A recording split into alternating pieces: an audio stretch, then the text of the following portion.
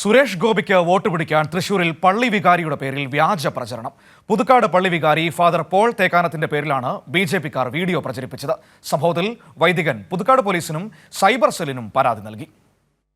പുതുക്കാടിന്റെ വികസനവുമായി ബന്ധപ്പെട്ട് ഡിസംബർ ആദ്യവാരം പ്രജ്യോതി കോളേജിൽ നടന്ന യോഗത്തിൽ ഫാദർ പോൾ തേക്കാനത്ത് നടത്തിയ പ്രസംഗത്തിൽ നിന്നും ഒരു വാചകം മാത്രം എഡിറ്റ് ചെയ്താണ് ബി.ജെ.പിക്കാർ വോട്ട് പിടിക്കാൻ ലക്ഷ്യമിട്ട് പ്രചരിപ്പിക്കുന്നത്. കോഫി വിത്ത് സുരേഷ് ഗോപി എന്ന പേരിൽ സംഘടിപ്പിച്ച യോഗത്തിൽ രാഷ്ട്രീയമില്ല എന്ന് പറഞ്ഞാണ് പുതുക്കാട് പള്ളി വികാരിയും ക്ഷണിച്ചത്. സംഭവത്തിൽ പോലീസ് സൈബർ സെല്ലിന് പരാതി നൽകിയതായി ഫാദർ പോൾ തേക്കാനത്ത് പറഞ്ഞു.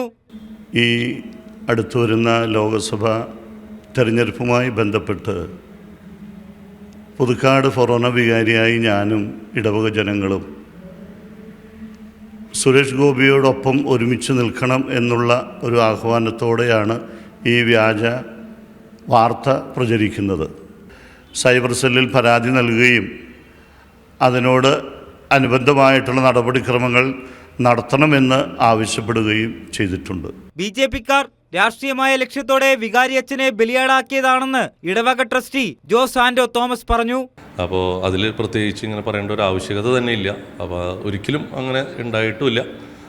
ഇത് ചിലർ സ്വാർത്ഥ ലാഭത്തിന് വേണ്ടിയിട്ട് അല്ലെങ്കിൽ 4 വോട്ട് കിട്ടുന്നതിന് വേണ്ടി ചെയ്തൊരു തന്ത്രമായിട്ടാണ് നമുക്ക് കാണാൻ കഴിയുന്നത്.